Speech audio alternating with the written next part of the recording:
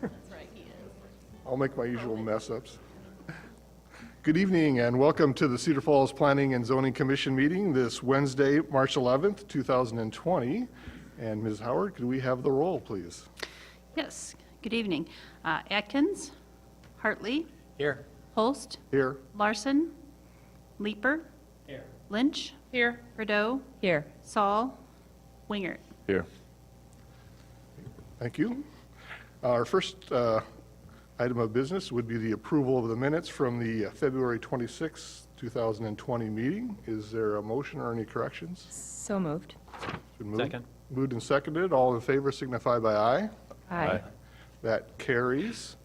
The next item is any public comments, and this would be if anybody wants to comment, address something with the commission that is not on our regular business tonight. I would invite them to come forward at this time. And seeing none, we'll move on from public comments. We have several items of new business tonight. The first is downtown site plan review for the Community Bank and Trust. And who's introducing that tonight? I'm going to introduce that tonight. Thank you, Ms. Howard. David's out sick today, so I'll be covering this item.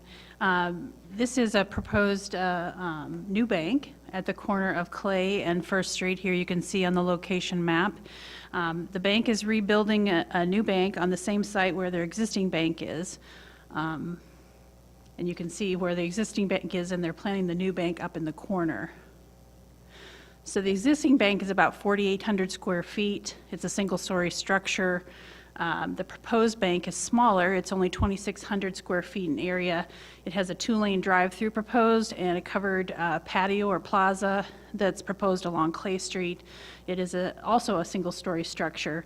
The owner plans to maintain the current structure for banking operations during the construction of the new bank, and then once the new bank is up, they plan to demolish the old bank. So here you can see the footprint of where the new bank is proposed on the site with the drive-through. So I assume that they're going to be building the bank building, and then the drive-through will come in after they demolish the old bank. The current zoning is C2, but it is in the Central Business District overlay zone, so all the design standards for the downtown apply to this site as well. The proposed use is allowed.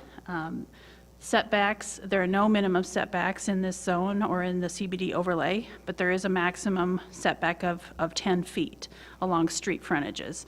The purpose of that is to try to bring the buildings toward the corner along the streets and fill up those urban street frontages. So the proposed building is 3 feet from the north lot line along West First Street, and the plaza area that they're planning is the outside edge where the posts for that plaza are about 4 feet from that east property line along Clay Street.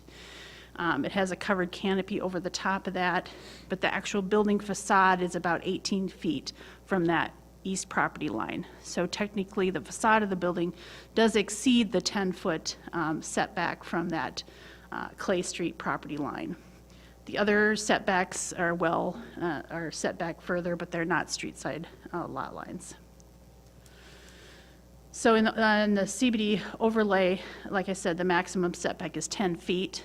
Now there is an exception to the setback rule that can be considered with the downtown overlay standards if there are characteristics of the site that make it difficult or infeasible to meet the standards, the requirements of the code. So to be granted an exception, the applicant must show that there's some difficulty in meeting the standard and why there's that difficulty, and provide evidence that the proposed building is designed to fit the site and the conditions of the site. And then, of course, the Planning and Zoning Commissioner, City Council, you can require alternative design solutions that might help mitigate for them not meeting that requirement. Now, there are some characteristics of the site. The site is fairly constrained with them building on and trying to maintain existing grades with existing building. And the access easement, which is the alley basically that runs north-south, they want to maintain that grade. That gives access to the Flowerama to the west. And so the site slopes from west to east, considerably. And so with such a small building, it would be difficult to have a two-level building there and still have that meet the street on Clay Street.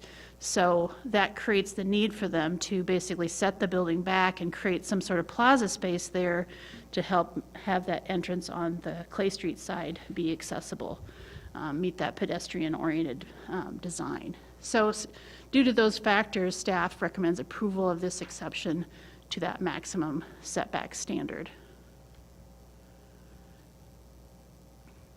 Parking, there's no parking required in the CBD overlay zone. However, they are providing parking on the site. They're showing 11 parking stalls intended for customers, employees, and so therefore the parking requirement's satisfied. As far as open space and landscaping, the only standards that apply here in this situation are screening for any parking areas.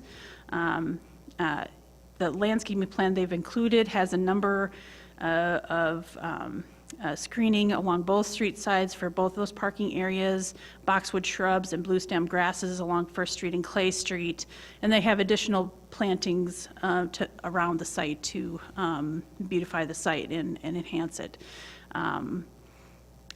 They also have on their plaza space proposed two trees, two arborvitae that would grow on the plaza space, and there'd be openings in the canopy, which is kind of unique. So they'll be in the plaza to create a unique feature of that plaza with the moisture and the rain being able to get down through those spaces in those entrances in the roof. So you'll be able to see that in the plans in a moment.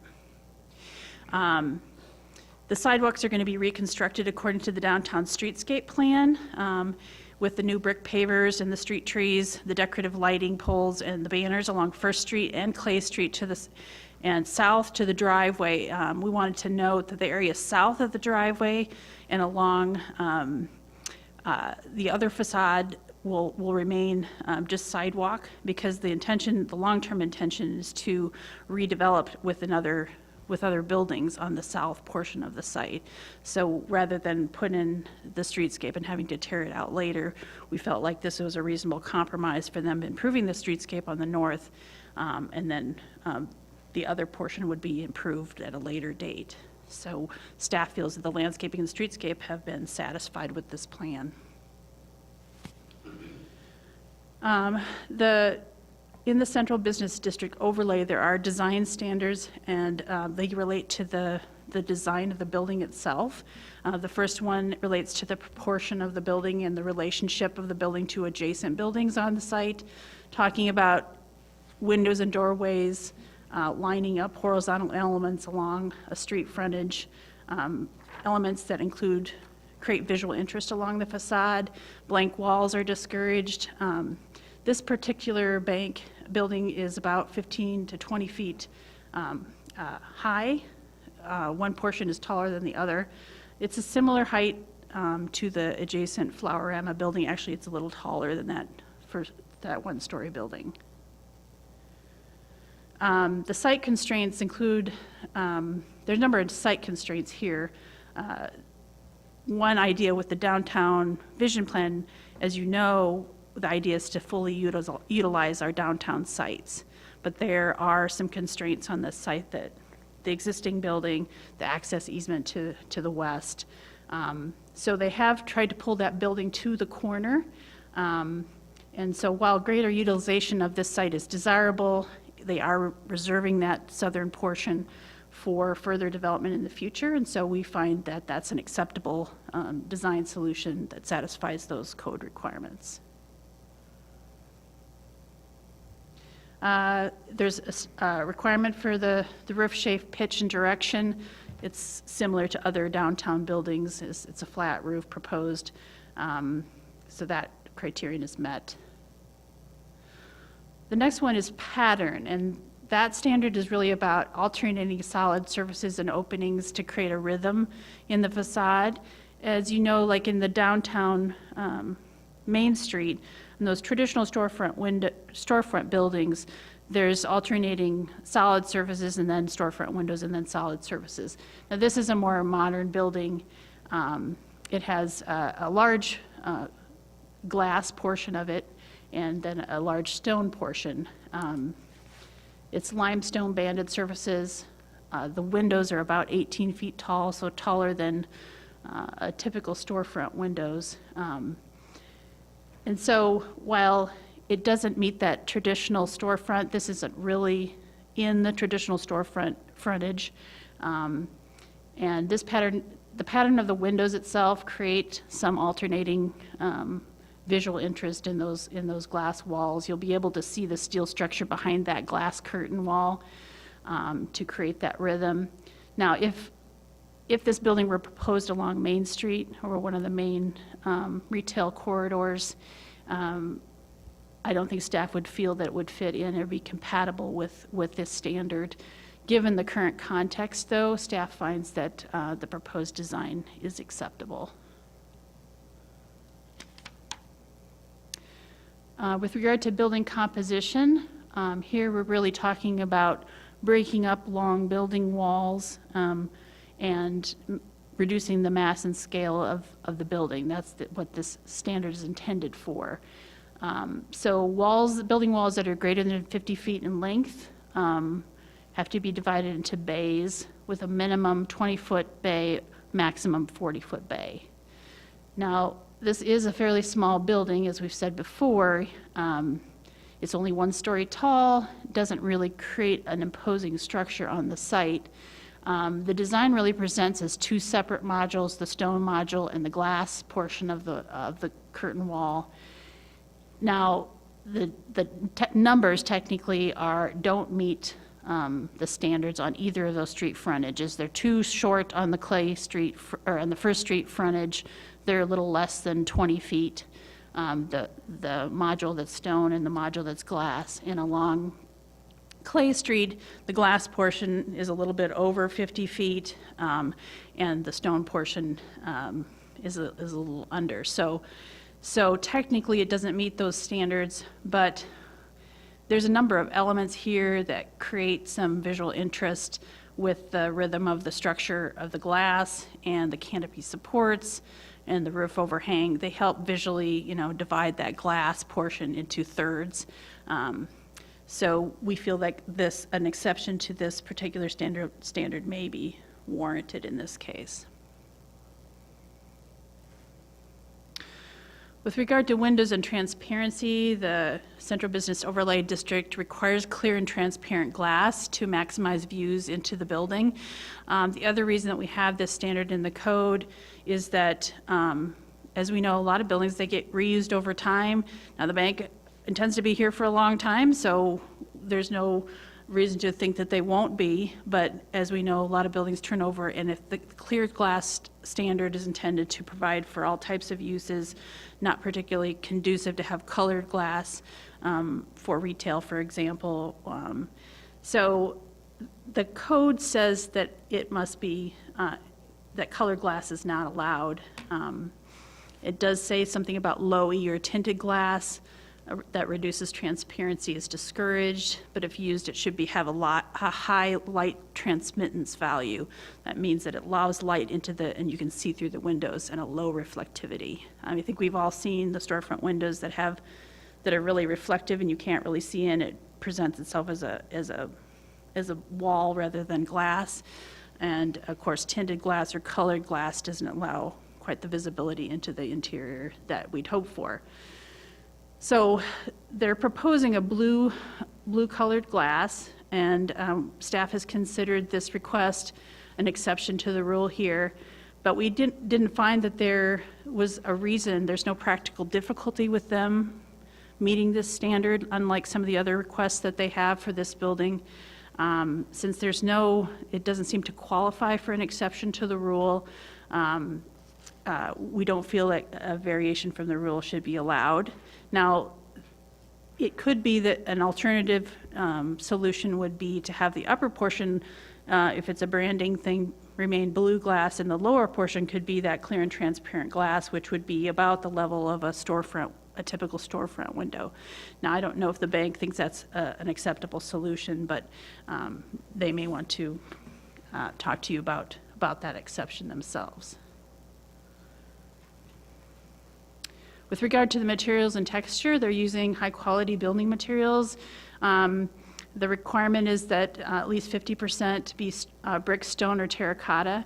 And while the glass curtain wall does predominate the street-facing facades, the high-quality stone material comprises more than 50% of the non-fenestrated area. That's the area without windows and doors. So we feel that this standard has been met. With regard to the color, the building utilizes a natural limestone color with a white metal panel and a gray window frames and columns to support that the plaza roof and the drive-through canopy.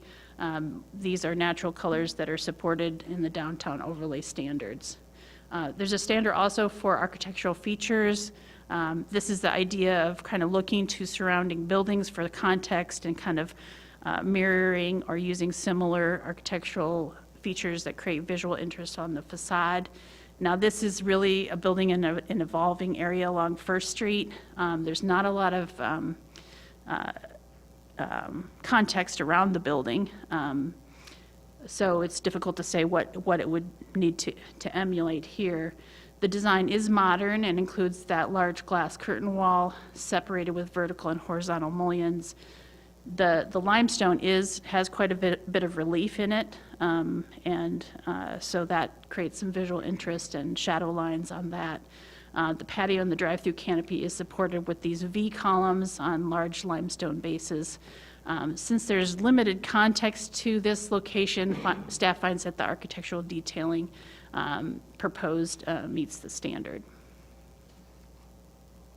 With regard to building entries, the primary entries facing primary streets required to have entrances along the street in our downtown, and those entrances are supposed to be at the grade of the public sidewalk. Once again, here that slope and the constraints of this site are creating some difficulties here meeting that standard.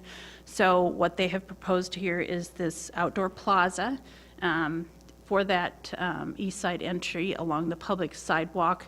This allows them to meet accessibility requirements, so that entrance also will be accessible. So they'll have two accessible entrances, one on the west side for the parking lot, and then there'll be an accessible entrance and a ramp up to this plaza area to get into the east side. Due to the constraints here, staff feels that an exception is warranted in this particular case and recommends approval. There's standards about trash dumpsters. They are screening the dumpster that's proposed. Staff feels that meets that requirement.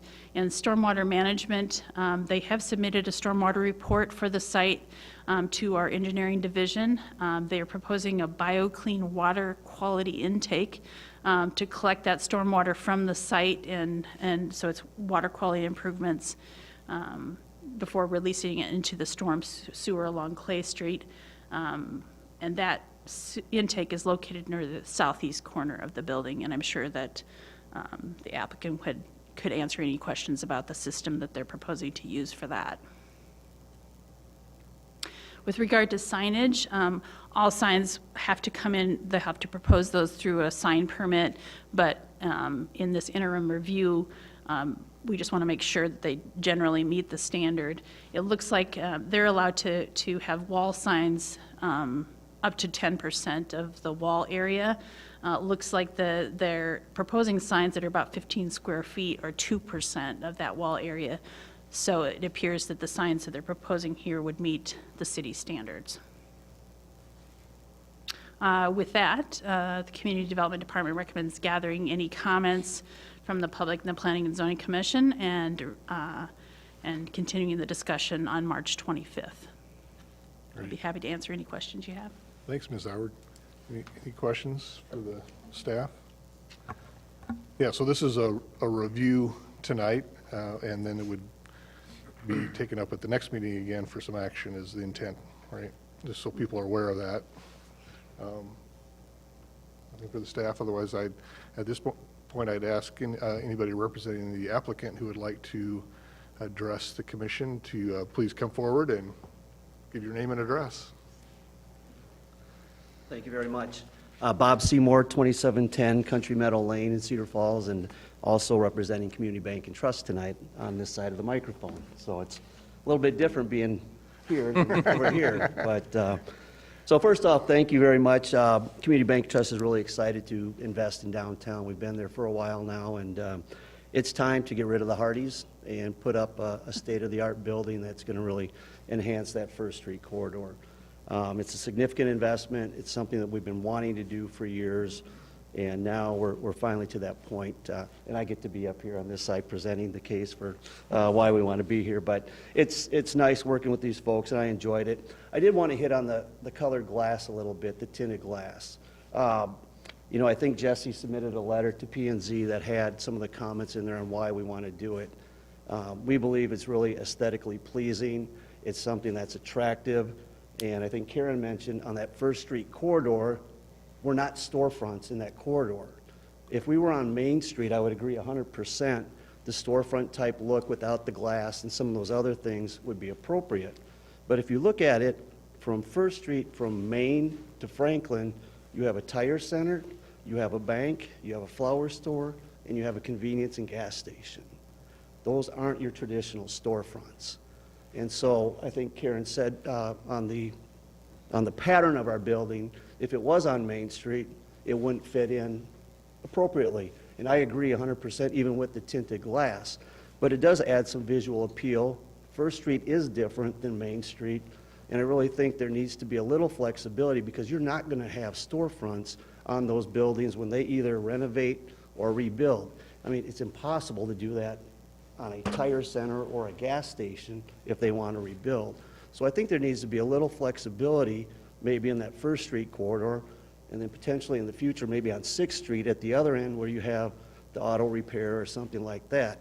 We're not on Main Street. We want to be a little different, and that's what we're trying to do. So that tinted glass, if it was dark blue and impossible to see in, I would agree 100%, but it's really just a minor tint. It fits our brand, it fits our logo, it's a little bit different, and on First Street, we think it fits, and you know, we're fine with all the other design elements, the streetscape, the lights, and so forth, and I think we'll have a real attractive building. We would just ask that we be allowed to use that tinted glass, and we'd really like to have that done. Okay. Any Thank questions for Bob? Great. Thanks, Bob. Thank you. Appreciate it. Is there anyone else here who would like to comment on the proposed new bank building? If so, please come forward and give your name and address. Kim Bear, 3815 Union Road in Cedar Falls, and I am the Events and Promotions Coordinator at Community Main Street / interim director, as Carol Lilly is no longer with us. Not that she died. She died. I saw her today. Really wrong. Sorry, she just. Good to be clear about that. I do events. I don't do this. So we want to just comment a little bit. Our comments from the design committee were included in your packet, and I know that.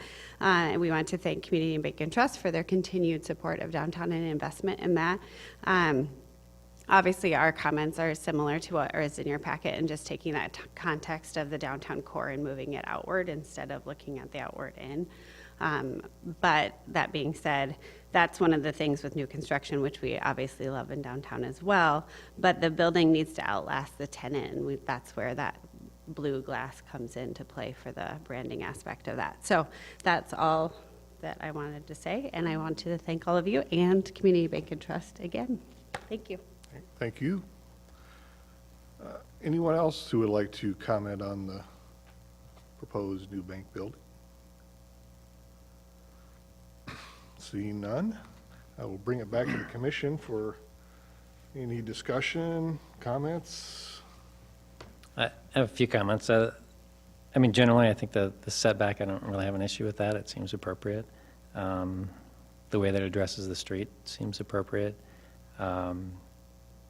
Just generally design seems, I like that it's different. The tinted glass, I think in 20 years, if we denied this, you would thank us, probably.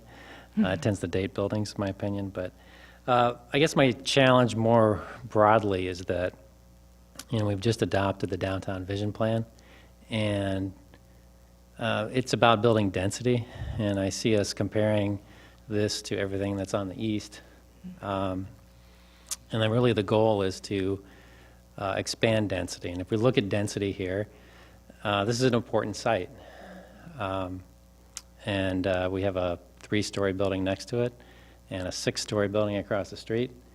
And it seems like a suburban solution to an urban site to me. And I guess I struggle with that quite a bit. I completely agree. We talk about the current context it fits, and it's okay, but what about the future context? And I really am concerned about that.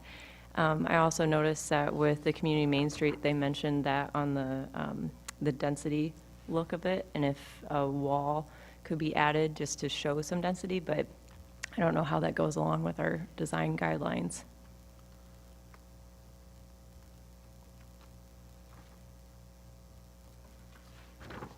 Did you want me to respond to that, or I didn't know if it was a question or not? No, that would be good, yes. Sometimes it is an urban solution to filling up space that's not filled with a building. So you do see that in codes and design standards when you have, say, a line of buildings and then you've got gaps and you fill that in with what they call a street wall. And that can be a wall that's designed with the same material as the building, an attractive wall that would be, 4 feet tall, or that would basically create that street wall that creates that comfort as you're walking down the street. So it is a design solution that's sometimes used. Okay. Because my challenge is more broadly that the way the building's designed, the entrance is on the west side, which prohibits any development from happening along that edge in the future. And we really, if we're going to follow the vision plan that was just approved, I don't know how this project supports that. It's a good project, but I'm really struggling with how it complements the vision plan that we've just set in place. And from an owner's point of view, I would say that's a very valuable piece of real estate. And this project, in my opinion, underutilizes that value. And I know that's not my decision to make, but it's a more valuable property than that kind of development.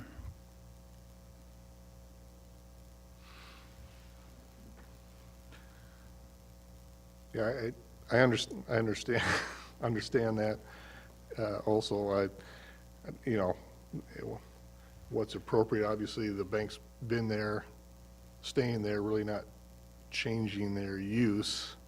One advantage is they are moving it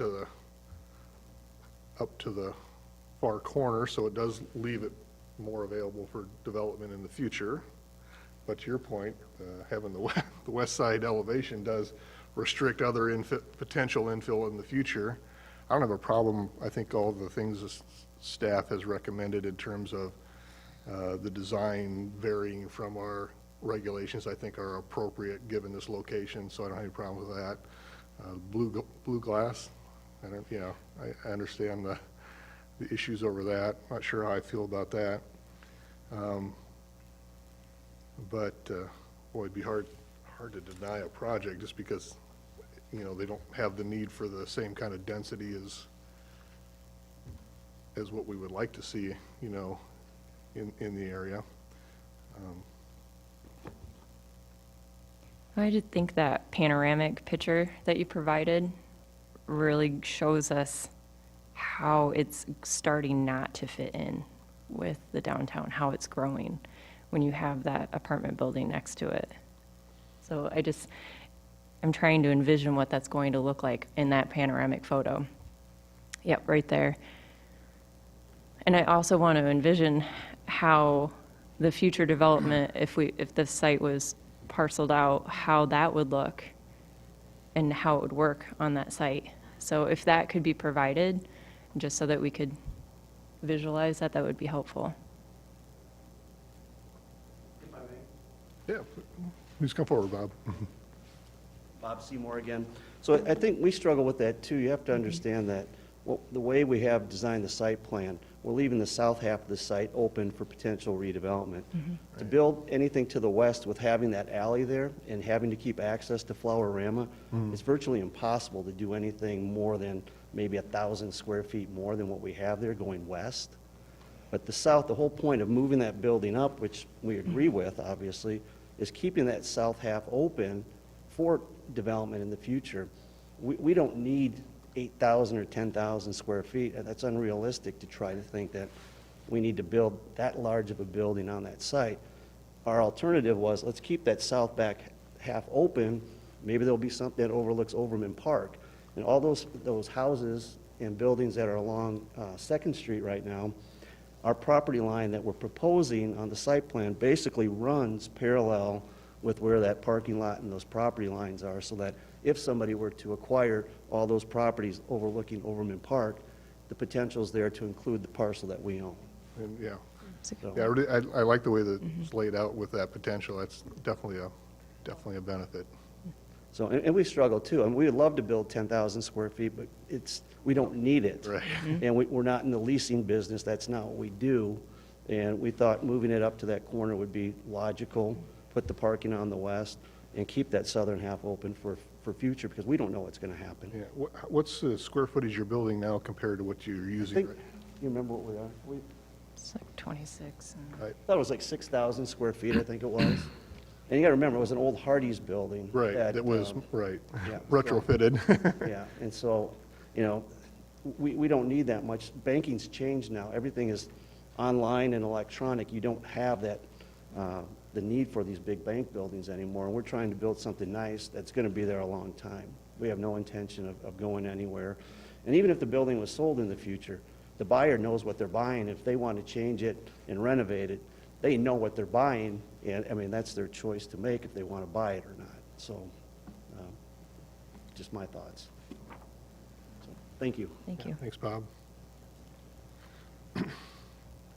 I'm not an architect by any stretch of the imagination, but I was wondering if it's a possibility to extend some part of the feature west on the front of the building. What doesn't have to be usable space. It doesn't have to be, I don't know if there's any design aspect that can at least tie it maybe a little bit closer to the alley where you're really not spending significant amount of money interior. I know it's a good cost, and I don't ever want to spend other people's money doing that, but it seems like we've got some dissent, and I don't necessarily have a problem with it, but to solve maybe a problem that you're not seeing the whole frontage being used. There could be an exterior aspect or another small plaza of some sort that extends it out as far to the west that you can get, where at least the aesthetics of it show that maybe you're using the entire site to solve, you know, as you drive by, the gap problem. I don't have a problem with it, but I've heard it here, and it seems like that might be a sticking point here. But that would just be my thought, and whether you can design it that way or not, I don't know. I don't have a problem with anything else on this project. I think that overhang out to the east side really makes it feel like you are hugging that east side more than the 18-foot setback. And one of my thoughts about the tinted glass is you're going to have a bank here, and they own the bank, and maybe tinted glass is somewhat private, and you don't need to be seeing into a bank. But again, like you said, it doesn't fit the code, but I don't have any problem with it as the current owner sits, being a bank. If it was somebody that's walking in, you know, you walking by and you want people to see in your building, that's a different story. And so that's what I would say on that.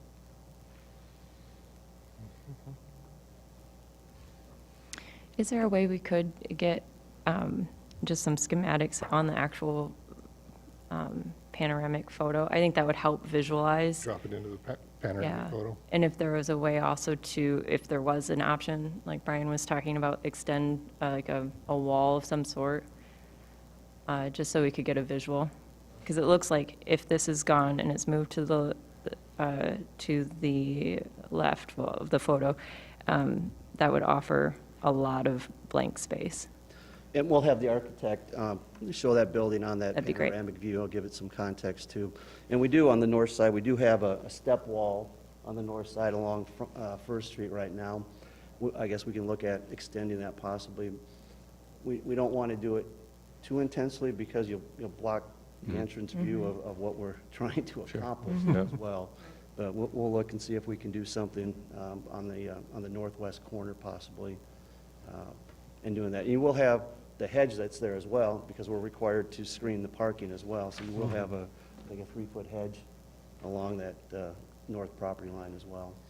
We'll take a look at that and see if we can come back with something that may fit what you're looking for. Thank you. Thanks, Bob. Any other comments or discussion? Questions? Seeing none, we'll move this on. So this will be on the next meeting agenda, and we'll have our discussion again. So if there's anything new by then, we'll review that and discuss it then, and hopefully make a decision. All right. Thank you much. Let me get that. Our next item of business is on the same property, an easement vacation request for the Community Bank and Trust. And is that you again, Karen? Yes, I'll cover this item as well. As you can see on the location map here at the northeast corner of the site, there's a little notch out of that site. And that's actually an easement. We had to look back through a lot of records. The applicant had to look back through a lot of right-of-way records to find out who owned that fee title and whether it was right-of-way or not. But it was determined that actually the bank, the property, they own that land, but there is an easement there that's for the storm sewer that cuts diagonally across that site. So that was dedicated in the late 1980s as part of the West First Street reconstruction project. We're not sure why it was such a large area and was notched out the way it is, but it's really not necessary to protect the storm sewer. Something smaller could achieve the same result.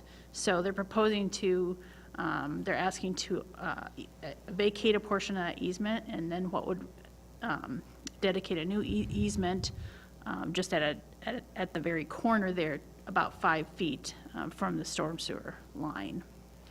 Now, the stairs to the plaza, that's why they're angled or chamfered in the corner there to stay, for those steps that go up to that plaza to stay out of that easement. Also creates a secondary benefit there, creates a little more pedestrian space at the corner of that fairly busy street.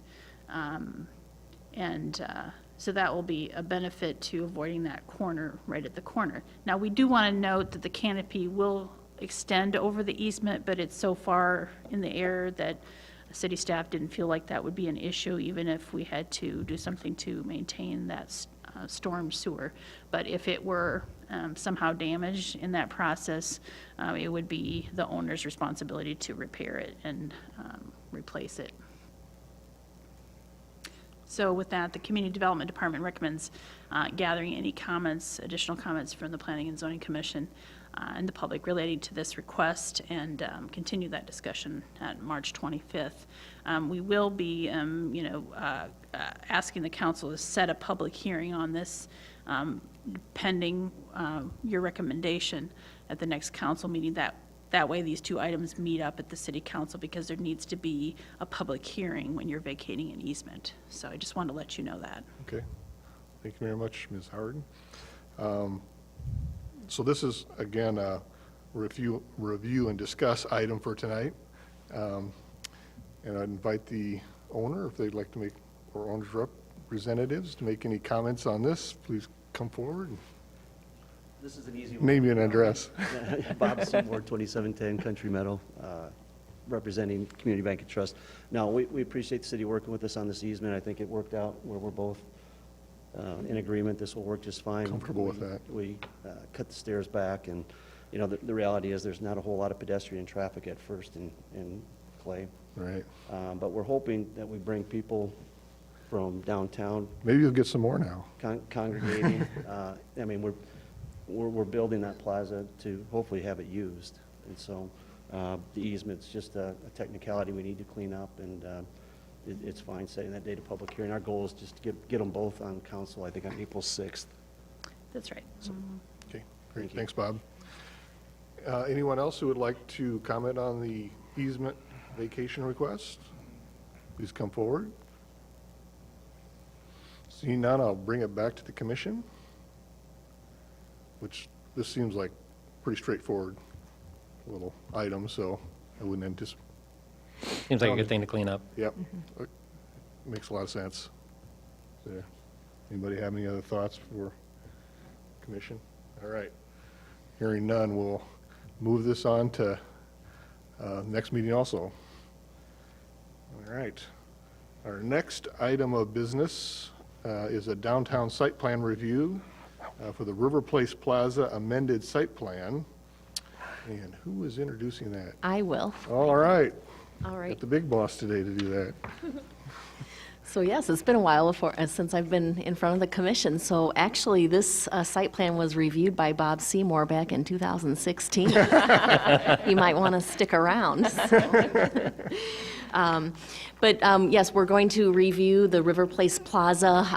The location map shows here that this is Lot 3 of the River Place addition, and it's at the corner there of 2nd Street and State Street. And there are some changes being proposed to it, which we felt they were of the magnitude that we needed to bring it back for discussion and at least have that reviewed in public meeting and talk about what's appropriate. Applicant has worked very closely with us on some of the changes, heard some of our concerns, and addressed some of those already, so we feel that it is moving along well. I did want to point out that there is a lot of background in the staff report on knowing that we have both new commissioners and new city council members that maybe did not know some of that background. I made effort to have some of that in there that just kind of explains kind of how this project has evolved, why we've gotten to where we're at, and help with the understanding of the context here. I don't plan to spend a lot of time reviewing that background that's in the staff report, but do want to refer that if the commissioner or the public wants to review that, that is available for anybody. I'm going to touch on a couple highlights of that kind of help with the understanding before I go into reviewing the various criteria that we looked at with this. So, One thing to note is that as this development was put together in 2012, the development agreement that called out a variety of things included a master plan, and the master plan has been amended a couple times, always coming through review and discussion, but that is shown on the image there. And then a summary of what has occurred so far in terms of the development. Really, we are at the tail end of the development. We really do have something to be proud of here, and we're in the final home stretch here of the plaza being that last element. And the plaza was reviewed in 2016 as we were seeing that we were moving into the home stretch and wanting to talk about how are those last elements going to start looking, even though we knew that construction might still be a couple years off. So again, then we're back here because of some of those changes.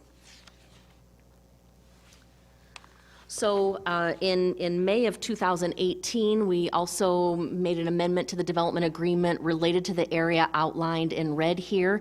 This is the area that's actually already constructed. If you're out there today, it was built with the levee project, and the timing of the levee project also impacted the timing of building the plaza. We had hoped that the levee project would have occurred earlier. Took quite a bit to get through that permitting and review process, and then actually construction has taken longer than we had hoped as well. We ended up having a lot of wet years while we were under construction. So, but we're proud to say that that is built, and so again, we have to look at the context of how we match up to that now. There was a lot of careful planning to ensure that that would happen, and we think that going forward, we're positioned well. So I just wanted to note that some of that is in because folks might be questioning that and thinking, well, what are we talking about here? We're talking about the rest of the project at this point. So the analysis tonight is going to be talking about the site plan that is on the screen here and in your packets in terms of some of the changes. So I'd like to go through highlighting some of those and then let you know where we're at today in terms of working with the developer. So the list of items that we will go through include looking at the lighting, the benches, the trash receptacles, the brick pattern, and so on, and I will step through those here in the review. So the first is a talk about lighting. This is the current site plan, and so I tried to highlight there in the various colors.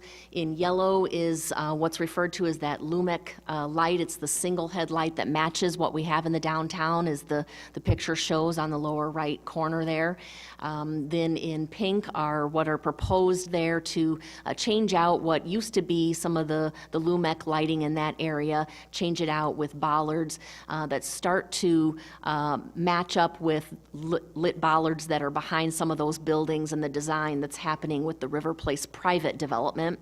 And then the theatrical lights remain as they were originally proposed there in the plaza itself. So one area that we talked about with the applicant as we worked through this was to talk about the focal point of the plaza. As you look down 2nd Street, maybe from City Hall here even, we're wanting a person's attention to be captured with the plaza, possibly the long-term idea of some kind of public art there. And so knowing that that's the focus, we also want to continue the focus of how we complement our streetscape image, not only in the brick pattern that we'll talk about later, but in the lighting idea here. And so that was kind of a topic that we talked back and forth quite a bit with the developer about continuing that as they propose there, but then perhaps in the side areas not being the focal point, that perhaps that is appropriate to think about lit bollards. And another reason that the review is being prompted is actually the developer had a photometric plan done and showed that this area would be extremely well lit if we continued with 21 of the originally proposed lights. You probably can agree if you've recently driven down either Washington or State Street with the new lights that we've put in, how bright those are. And so we would tend to agree that we do not want this overlit.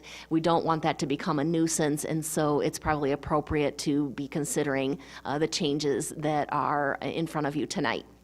One of the things that we did talk with the applicant about was in the lower left-hand corner, the yellow dot there. Maybe I can get my cursor to show it a little bit. This lower area here was to change that out for a double head light. That would mimic a double head light that is actually on the north side there and complement our approach to intersections having double headlights. So that has actually already been changed in the developer's plans. They agreed with that change. Another thing that I wanted to note was oops, going back, I thought I had it circled. In the northern area, there was a lot of lighting proposed that is no longer proposed because that area is being changed into a landscaped area. I'll use the mouse again, I guess, here, kind of in this area, and that's going to convert to lawn, and so it doesn't really seem necessary to have lighting there anymore.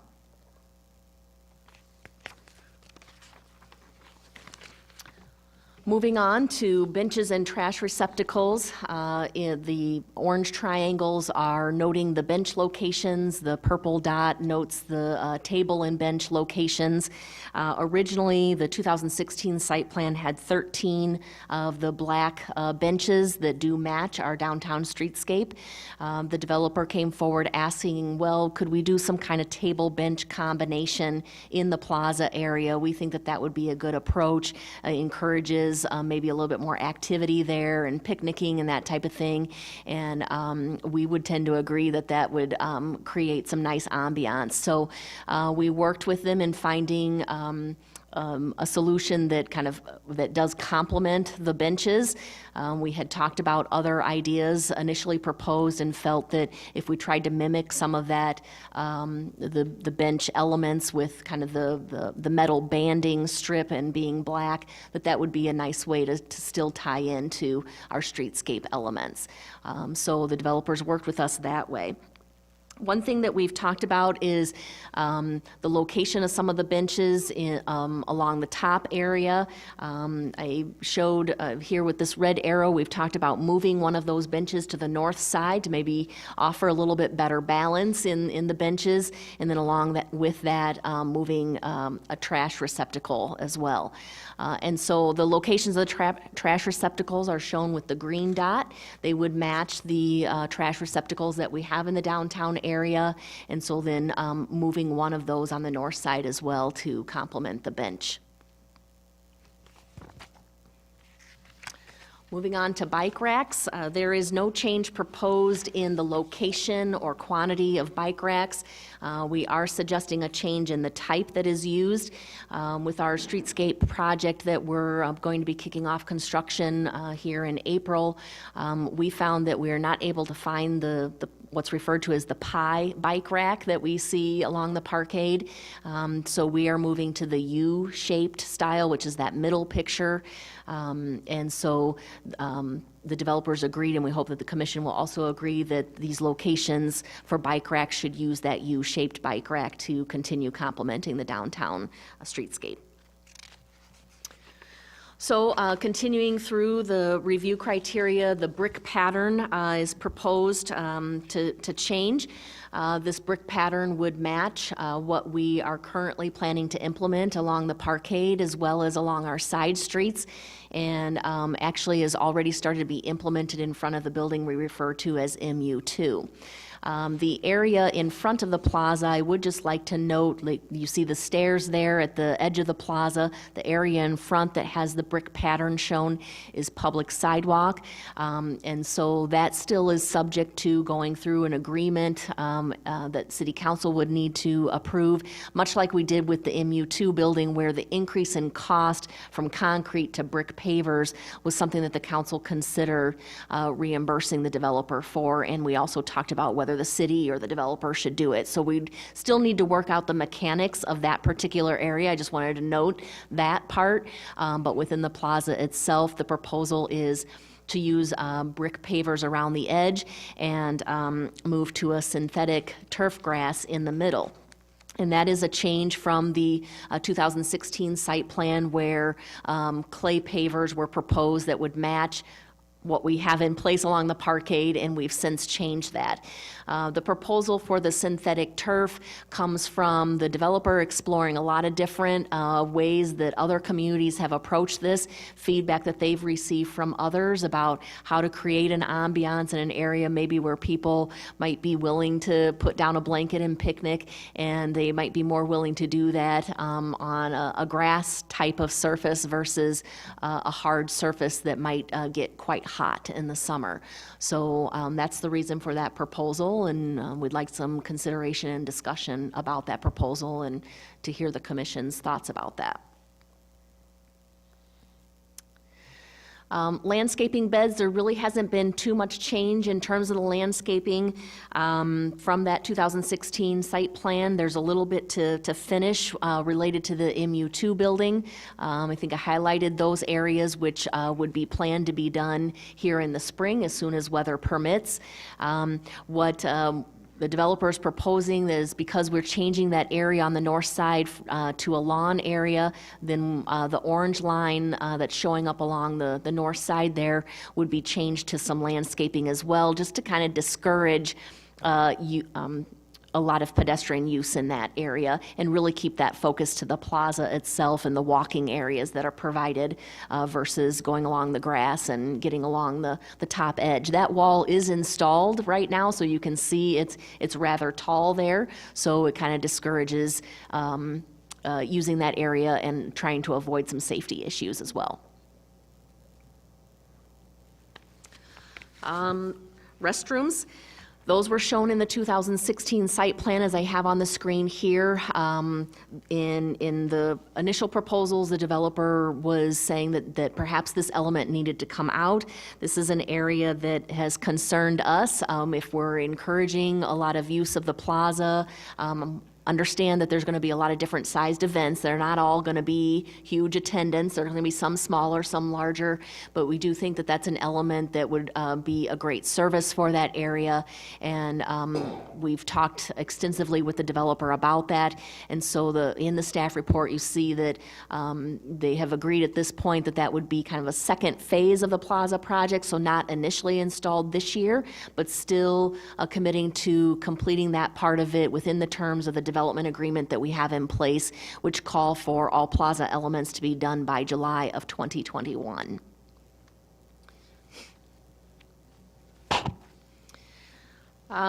There was originally a drinking fountain that was part of the proposal. That's being proposed to remove from the plan. We don't see that being a substantial change, so we'd be recommending to move forward eliminating that element. Did want to note that the 2016 site plan did not happen to have the stairs at the edge of the public sidewalk there on the west side of the plaza. We do think that this is an important element to include in the site plan. It's actually been shown in other versions since 2016, and we would like to see that continue as part of the proposal as you see today included there.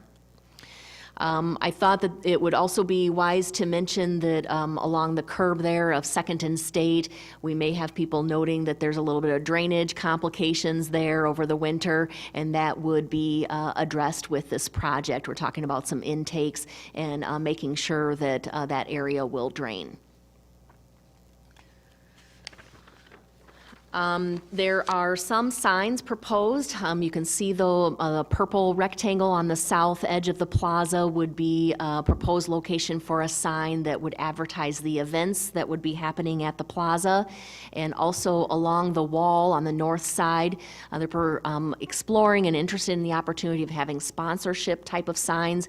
We don't see those being anything that would be visible from the road and have less concern about that.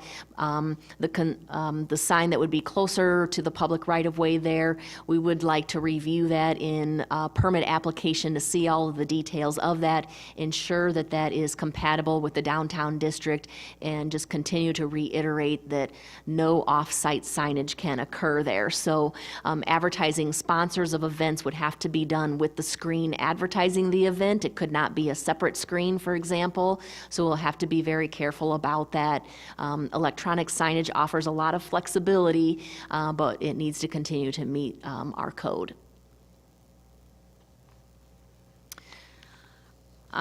So the movable stage, this is something that while it is not in the construction plans or in the site plan materials that you have, we have seen versions of that, and that's been provided to us in this rendering that you see on the screen, that there is an idea of having some type of temporary or movable stage that could be used for some of the events. We were understanding initially it was being communicated that this might be up for 6 months out of the year. That has drawn some concern in a variety of aspects, as I've noted in the staff report. Our concern is that that may not meet the temporary threshold being up for 6 months out of the year, and so then perhaps we would have some design concerns. In a recent meeting with the Public Art Committee, in talking about the location for public art, which I think I have highlighted here, there is concern about then the visibility of that public art, and would it be if it's not visible, then does it warrant the level of investment that was of interest? And so some concerns that way and more discussions that are needed. In light of those types of concerns being raised and additional discussions we've had with the developer, they would plan to scale back the frequency of the movable stage being out there, that they will commit to it being up for 1 week at a time related to a larger event versus being placed out there for 6 months out of the year. And then we'll continue to have discussions about what type of stage might be proposed in the future. How does that work with public art as Public Art Committee continues to work on a potential project here? Nothing's really been set. No fundraising has started. No RFP on the artwork. So it's still pretty preliminary about what might happen here for public art. And so with that, here's the list of the recommended conditions for approval. We are seeking a recommendation of approval tonight with the Planning and Zoning Commission, if you would be open to that, so that we can move it along to council. We feel that the number of reviews that have already happened and the goal of starting construction here as soon as spring allows, we'd like to ask for permission to keep this moving. I wanted to note that the first 3 items actually have been addressed. I received plans yesterday that address all of those items, and the rest of these are kind of some fairly standard conditions that you see on other site plans about signage is subject to a permit. We'll have to come back and update the development agreement because the site plan was attached to that. That would be a council action that would have to occur, and then technical comments needing to be met. We have a couple engineering comments that we're still working through, nothing that should derail the plan at all or that are of any concern. So we would really appreciate the commission's feedback tonight and hopefully a recommendation to move it forward. With that, the applicant is here tonight to offer any other background or answer any questions. Great, thanks, Stephanie. Just a couple questions back to you real quick, because I didn't catch everything, I don't think. Okay. On the public art and I was not clear on where the public art's going versus the stage when you were showing the little Okay. diagram there. Would you explain We'll go that? back to that slide here, the image I have up there. So in the lower right-hand corner, I put a circle for where I generally understand the stage might be placed, although Dee may want to correct me. And then the red square there is where we have, actually a pad was installed with the levee project and those stairs. So we've tried to contemplate that there might be some public art. We don't know exactly what it will be, but that would be the The location. red square is the general location. Correct. The art was intended. And Yes. And the oval is the The- plan of the stage. The stage location, as I understand it, yep. Okay. Is there another pad to the west of that current art pad? No, that is for landscaping. Sounds- Okay. And then another question, the restrooms, that's kind of one of the big sticking issues, it sounds like, as I read the report. So developer puts in the restrooms. Does the developer own the restrooms? Or does that get deeded to the city, and then who maintains that? 'Cause that, I'm sure, is a big question, too. You might just add onto that, who maintains the idea, the whole entire part of it Yeah. moving forward as well, just to clarify. And Mark Kittrell may want to jump up as well, but I will start out, as you maybe noted in the background of the report, I explained how some of the details of ownership in that original development agreement were left as we will have to decide that as it occurs, again, knowing that it was going to be a long-term project. The ownership of this area is something that we're still talking about. It's gone back and forth. And so at one time, he thought, well, that ownership might be private, and Mark can probably speak to that, and that's where then we started to think about, well, then should there be bathrooms, and how does that go? And so at this point, we're thinking, well, we'd still like to leave it open, that it could be an area that transitions to public ownership. We don't know if that will happen yet. Those details would have to be worked out. And then the restrooms would probably be talked about at that point as well. At this point, the restrooms would be owned privately unless Mark wants to offer anything else, and they would be open for events only. We wouldn't be thinking, he and I have talked about, no, they don't need to be open all the time, 24/7, and subject to all the issues that could come with that. My final question back to you before I move on to the applicant. The synthetic grass, what's the staff's position on that? I think that it could be a nice feature. I think synthetic grass can also heat up. I don't know if it heats up as much as pavement. And certainly some other communities have offered some feedback about it being a pretty attractive area, and that actually they notice that more people use that area than the brick paver or the concrete areas. So, but would very open to the commission's feedback on that as well. Okay, thank you. I'd invite the applicant to come forward, name and address. Mark Kittrell, Eagle View, and address is 200 State. I live right down the street here. First of all, I guess I want to thank everybody. This whole thing falls within the context of what we identified in the development agreement in 2012, by the way, as public amenities. So it has really been a sort of a labor of love for a long time to sort of get all of these things right. I want to emphasize that this is literally the last thing in that development agreement. When we get this done, we will have done everything. So in 2008, I mean, we were working on planning these things. I think I counted this, I think this is the 15th time that I've actually been in front of this group. So there have been a lot of things that have happened. I mean, I had a Lucky lot you're not darker. charging you rent. Marty and I both had darker hair. Deeper was still working. I mean, a lot of things have happened since then. Yeah. So let me just go through a little bit of the chronology. I think Stephanie did a nice job of sort of introducing it.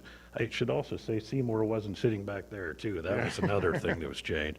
In probably 2012, we did the master plan with the best information that we had. In 2012 through 2016, the understanding was every year that we did a new building, we would come back and we would go through the usual process of design and site approvals, and we've done all of those, and thank you very much. Every one of those have been unanimous approvals that have gone through. So it's been, I think, a very successful process. After, I think, the fifth or sixth time through this, the guidance was, we're putting together a quilt here, we've got to see how this whole thing is coming together. It's complex. So we really put one separate application together for what's now 250 State, the plaza, MU2, and the public parking lot and the alleyway. We're all identified in that to the best level of detail that we could. And that one went through, and we've obviously built those. And it's been with a lot of literally every single week sort of coordination on what do we do with streetscape. And, you know, we don't want any more street closures than we absolutely have to. And I would also probably be remiss in not pointing out Community Main Street has been, you know, very involved in those processes too. So it's literally been a labor of love. Now, the sort of the part that we didn't know, and you always get to that point where you're like, you got to get all of these final things to come together the right way. Since 2017, we got the public parking lot done. We've done the alleyway, the city did the alleyway reconstruction. The stairs were done as part of the levee project, which I guess I'd want to point out had an Army Corps of Engineering requirement for approval that went along with it. You guys are nothing compared to that. I just will say it that way. When we actually showed up, and I think another thing that is really important to understand is this is a brownfield site. So in 2012, when we started that, we had the whole DNR thing that we had to go through to make sure the cap was right, they would approve it, that we could get the letter of recommendation, and that was one of the things that the city absolutely said, we got to have that done right. So we've done all of those things now, and it's sort of now buttoning the last few pieces up. We didn't know what the height of the levee was going to be. We originally thought, for example, we were going to be able to walk out onto the levee. That wasn't possible. It just didn't work out that way. The streetscape plan was just, I think, done last year, and we really had to sort of work back and forth pretty quickly and pretty coordinated-wise with the city on getting that streetscape stuff done in front of MU2, 102nd Street, because we didn't want to tear it back up and then put in the pavers. That made no sense to do that. So this has really been sort of that giving and taking that's gotten us to these final places. I'd also say that the last and most important thing was we ran two, I'll call them pilots last year, of Live to 9 events that happened downtown and got a lot of information from those. People talked a lot about it. I don't know if you remember it, but the first one of those, I think it was 118 or something like that. It seemed like it. It was very hot. Shade got to be one of those things people are saying, we really would like grass. We really need some shade structures that we're going to work on. So those are the kinds of things that you're really seeing in these details, are these coordination issues. I don't think I appreciated that word until 15 times we're in front of you guys. That's really been a key element, and then getting that feedback from those kind of events and really starting to make this the right space. This was a project that was originally part of the plan because Community Main Street does so many events in downtown, and we wanted to make sure when it was all said and done, that it was going to be exactly the kind of place that they were going to be able to be happy with. So we've got a whole panel of experts here that, yeah, have lived and learned this a lot over the while. If you have any questions like on the turf, we'd be happy to cover those. Thanks. So, how do you feel about the stage and public art issue, I guess? Honestly, we're happy to work with public art. There have been sort of, I think, stops and starts a bit with public art on what they want to do and sort of the scale of it. We had a development agreement requirement that said we had to get this done. So we built, for example, the foundation was one of the big questions on how big the element could be. I think there's still a lot of discussion going on about whether they want this to be a major sort of thing that you see when you're coming across the bridge, or whether it's more, I guess I would say, fits in around the rest of it. I think that's TBD. We proposed the movable and sort of flexible staging, just not knowing the answer to that. I think we really are trying, at least in the, the 1, 2, 3 years that we think this is going to be operating.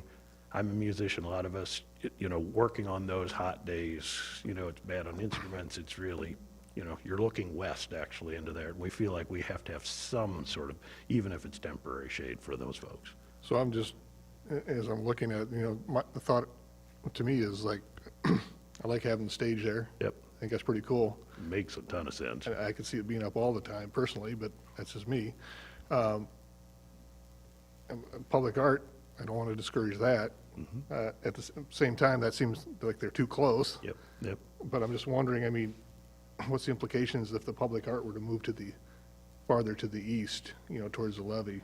Is there issues? Is that from the staff? Is it That's from between your the city. perspective? I don't know. It just seemed like you could have both. And Well, that's actually city property. That's actually on levee ground. So, I mean, I think that really, sacred levee. yeah, the sacred levee. I Yeah, think that really I'll would- point to the property line Yep. right there.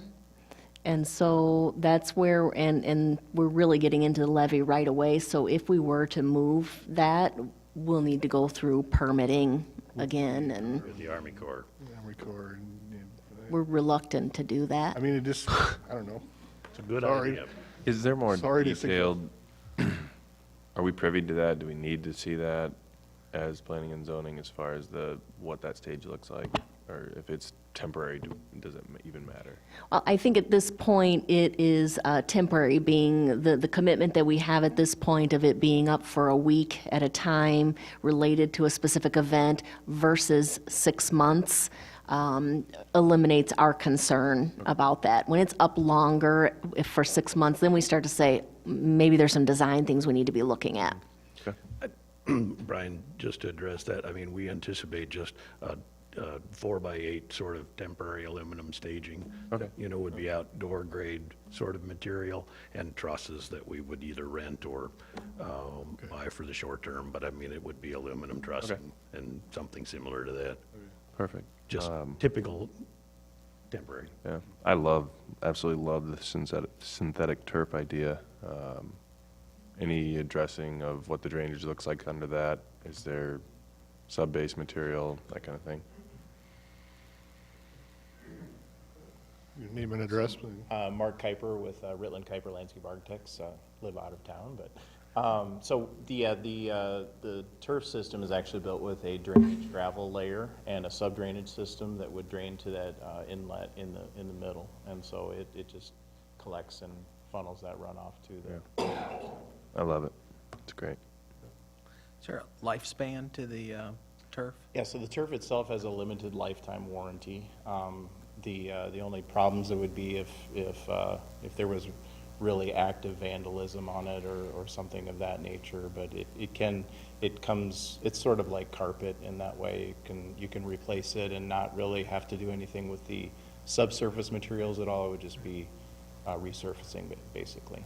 What about temperature and that compared to a I don't have the actual stats on it, just from an experience standpoint, it's far superior to a brick in terms of texture and appeal and temperature, so, It stays cooler than the, yes. yeah. So will there be snow removal on that in the winter, or is that That wouldn't be required. no use No, it's not area a- during the it's not snow? a egress pathway, or Okay. wouldn't require that.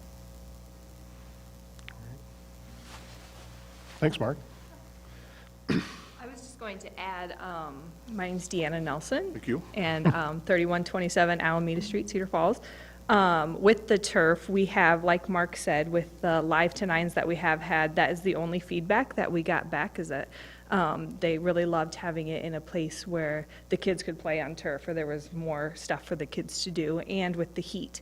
I also wanted to say that with the snow removal, we did find out that you can drive like a little bobcat thing over it to remove the snow. So if we do things with Santa in the winter or anything like that, we would be able to remove snow that way. Thank you. Thank you. Anyone else from the applicant who would like to give us any additional information? Kim Bear, 3815 Union Road. And to clarify, it's our Santa, not, I mean, they're not doing another Santa. And just from Community Main Street There's only one, standpoint. Kim. Yeah, there's only one Santa. This is true. I hope the kids aren't watching, so sorry. Just from the Community Main Street standpoint, we're super excited for the plaza to be finished and for it to be used for multiple events throughout the year. So yeah, snow removal is important for us, and we've got a guy for that, so we're not worried about it, but we appreciate your support as well. Great, thank you. Is there anyone else in the audience who would like to address the commission on this item? Please come forward and give your name and address. Pete Murphy, 1904 Cedar Falls, Grand Boulevard, Cedar Falls. Yeah, you mentioned you were originally planning on having a water fountain there by the restrooms, and you were going to drop it. I'd really recommend you keep the water fountain. I mean, if you're going to have a lot of kids there, and it's summer, and it's hot, they need to stay hydrated. If you're going to have plumbing there for a restroom anyway, water fountain seems like a pretty small expense, and it's going to make the area a lot more usable. You know, families are going to be hanging out there, and say they forget to bring a drink or something. It just makes the space a lot more useful to be able to get a drink on the go. My 2 cents. Great, thank you. Anyone else who would like to address the commission on this item? Please come forward. Not? Seeing none, I'll close it to the public and bring it back to the commission for, so you would like to get a motion and on something for tonight, right, Stephanie? That's Yes, it would be requesting recommendation to move this forward to the city council, Okay. subject to the conditions listed in the staff report. great. Thank you. The commission? I think this is a significant spend on the developer's part for little to no return on their investment. So I think this is just top-notch development from the beginning and planning from the beginning, and this benefits our community more than it benefits him. So I think commending him to do this is needed. Other comments or a motion? One comment, I don't know, the public art is, I've heard some concerns about that. I don't know if I just would encourage you to work with them closely, and I don't know if there's, any options to move it. It's always going to be behind the stage. Are there any options to move it forward? Maybe flanking that stair to the plaza or something. I mean, I guess I would just encourage you to work with them closely to think about those options.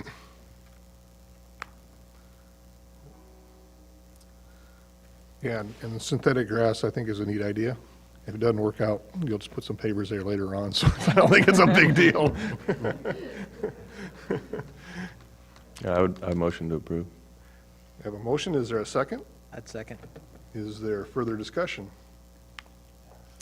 We are approving subject to the recommendations of city staff. City staff recommendations, correct. Seeing no further discussion, we'll call for the question. Go ahead and vote electronically.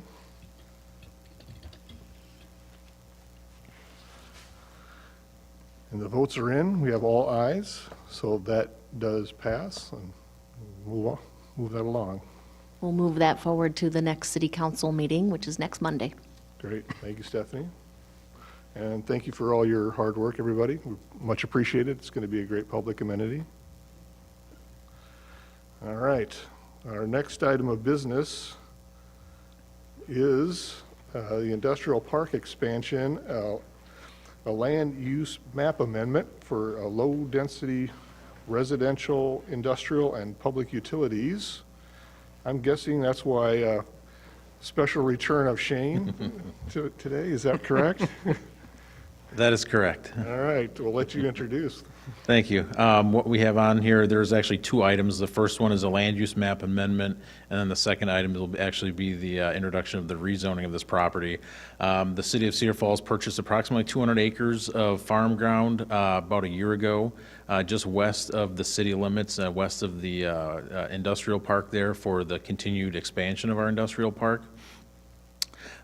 This request will actually, since it's out of the city limits, the annexation for this land, actually we bought 200 acres.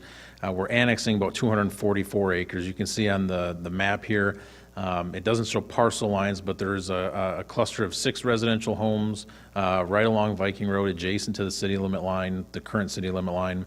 There's a residence at the corner of Viking Road and Union Road, and then there's also the Cedar Falls Utility Substation. So that totals 244 acres that we actually applied for annexation. It was a 100% voluntary annexation. All the property owners did sign on for the annexation. And the City Development Board did approve the annexation at their meeting in February.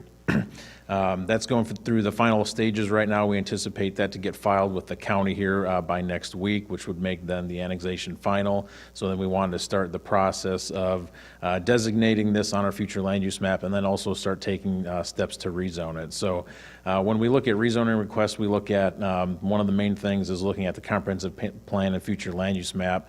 That's why we have this one on first, because currently it's not designated at all. You can see right now the current the comprehensive plan shows the current future land use map. The purple areas to the east is obviously the industrial park, and then areas to the north in the yellow are shown as low density residential. And then I think there's some areas of greenways and floodplain to the north. There's a creek there. So this area is currently not designated at all. We want to start taking those steps, like I said, now that the annexation has been approved and will be finalized here in the next week or so, to actually go ahead and designate these on the future land use map. So what we're proposing for the designations there, the 200 acres that the city did purchase for future industrial uses, we are proposing to designate that area as industrial. The Cedar Falls Utility Substation, there actually is a designation for public and utilities. So we would like to designate that 9-acre site with the electrical substation as that designation. And then the 7 residences as low-density residential. We don't see any changes with the residential uses or existing acreages. There is no planned changes in use from the city. We don't plan to purchase them or anything like that. So we would just like to designate those as low density residential as they currently sit now. So with that, again, the next item will be the rezoning, but this is the first step, is to designate those areas on the future land use map. We would recommend gathering any input from the commission and the public, and then hold the public hearing on the March 25th meeting along with the next item, which would be the rezoning. Great. So this is a review and discussion item for tonight. Correct. I would invite anybody from the public who would like to comment on this land use map amendment. Come forward and give your name and address. Anybody has any comments? Seeing none, I'll bring it back to the commission for any comment and discussion. Has there been neighborhood, some of the neighbors have expressed not liking this? Is that, where are we at with that? Or what's the temperature of the existing residents nearby? I think the relationship has been good with the city and the residents. We've had several neighborhood meetings with not only the property owners that were involved in the annexation, but also, if you look on the map, there's a number of residences along the north side of Viking Road as well Right. that were not part of the annexation. Right. But we've invited those neighbors and the ones that were involved in the annexation to several meetings, talking about our plans for that ground that we purchased. Yeah. And then obviously with the annexation, it was a 100% voluntary annexation, so of the 7 residences, 7 additional property owners, in addition to the city, did sign up for the annexation. So again, that went through the state last month, and it was unanimously approved by the City Development Board because it was a 100% voluntary annexation. So we've been in communication with the residences. They kind of know what our plan is, and we're working with them pretty closely. They've given us some input as to what they would like to see as far as some potential buffering and screening as we develop that industrial park. So we plan to hold several more meetings as we keep moving forward. Okay, yeah. I mean, I don't have any problem with the land use. I mean, it makes sense. I understand the rationale behind it, and I wouldn't see anything different. I just know that there's residents out there, and quite often that can be a touchy thing with the potential development that might happen around them. Any other I comments? thought it was a really good residential building site, but I think the hay's in the barn. So my only question is the roads surrounding it to the north and to the west. What is the plan for those roads? Do they get paved eventually? The existing roads, Union Road and Viking Road? Correct. Okay.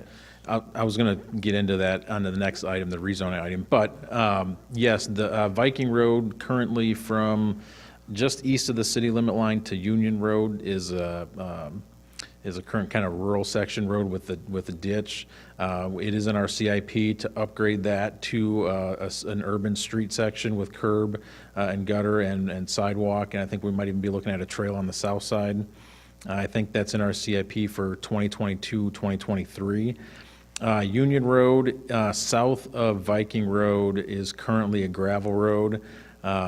We don't have any plans at this time to do anything with that. That is, the county maintains that. We have a current 28E agreement where the city maintains Viking Road, even though that's out in the county, well, until now. But Union Road, we have no agreement with the county on Union Road, and they'll continue to maintain that.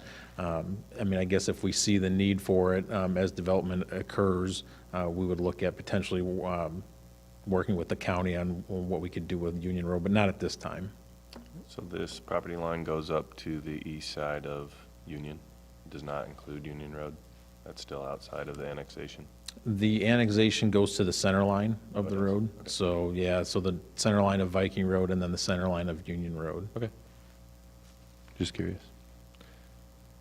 Any other questions or comments? All right. We'll move on to the second part of this, I guess, which is the industrial park expansion rezoning from A1 to R1 and M1P for this same property. So Shane, you want to give the highlights? Sure. So this is, again, the introduction to the actual rezoning of the property. Per city code, once property is annexed into the city, it automatically becomes zoned A1 agricultural. So in order for the city wants to redesignate it as something else, that's when we got to go through the rezoning. So we're proposing to rezone about 224 acres of the 244 from A1 to M1P, which is Planned Light Industrial District, and then R1, 1 and 2 family residential district. The areas for the M1P would be the 200 acres that the city did purchase, which is currently farm ground, and the electrical substation, which is about 209 acres. We're proposing to rezone the 6 residential acreages that are located along the south side of Viking Road, adjacent to the current city boundary, from A1 to R1. And then there's a property at the southeast corner of Viking Road and Union Road It's about 20 acres. There is a residence there, but they do some like wildlife rehab and some other things. That would, we are going to leave that as A1 as that kind of use fits in with the A1. Otherwise, those other smaller lots there more fit into a residential, a low-density residential zoning district. So that's the thought on zoning those the way they are. The current industrial park to the east is zoned M1P as well, planned light industrial. So we're just extending that same zoning district onto our property to the west. Again, when you're looking at rezoning, looking at sanitary sewer availability and other utilities and extension of utilities, you can see on this map, we do have sanitary and water main in really 3 different locations that are basically right adjacent to this.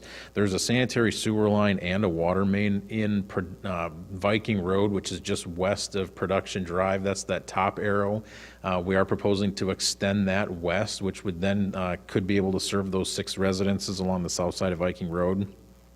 And then when we developed the industrial park about 10, 15 years ago, you can see where those other 2 yellow arrows are. Those roads were meant to go west. They were stubbed. The roads were stubbed out to that property line with the anticipation that we would probably go and develop west in the future.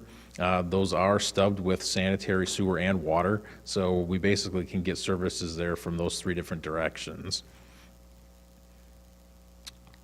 And then this was kind of Brian's question earlier about roadway access. Another thing we look at is the access to the site. This is a concept drawing that we have just for the 200 acres that the city's looking to develop. You can see there the different locations for access. The 2 stars on the right is coming from the existing industrial park, Technology Parkway and Venture Way. Technology Parkway does show a future connection to Union Road. There is a connection to Viking Road, and then those 2 stars on the south is showing future connections to the south. The property to the south is currently a privately owned farm. That's not in the city limits, but again, it's the same thing that we did with our existing industrial park, showing those 2 accesses or those 2 road stubs to the west. We want to show future connections to the south for future growth again. So. Again, so into this area, there's plenty of different accesses from different directions. Obviously, the roads, the houses on Union Road and Viking Road have existing street access from those 2 streets. Again, and then the concept plan that we're looking at, again, our consultant's working with us. We have 32 different lots of varying sizes, again, with several locations for detention basins.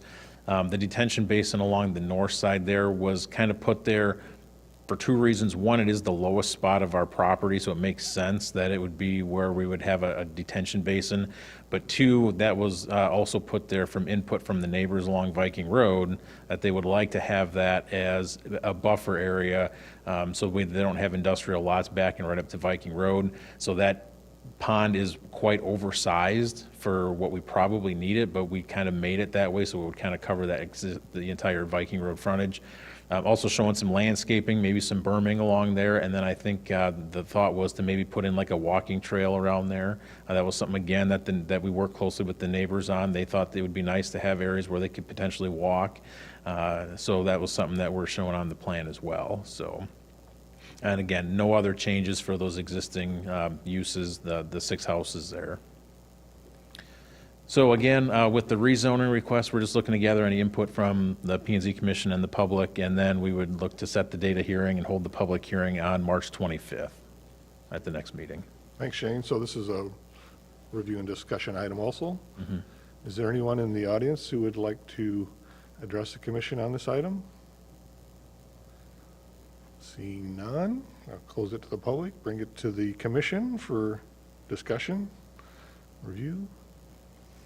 I'd just like to commend the city on thinking into the future and really planning for it. So it looks like a good plan. Yeah, I agree. I don't have see no issues.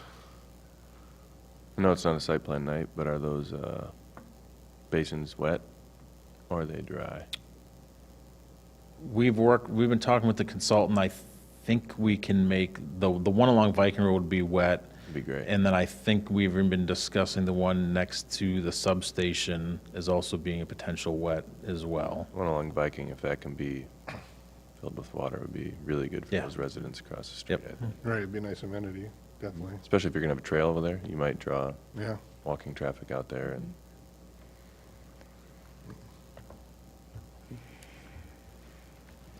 Any other comments, discussion? Thoughts? Sounds good. I guess we'll move this on to the next meeting then. Thank you, Shane. That concludes our regular business for this evening. Karen, are there any commission updates? I don't have any updates. We're still discussing the design shred for the College Hill for the end of April.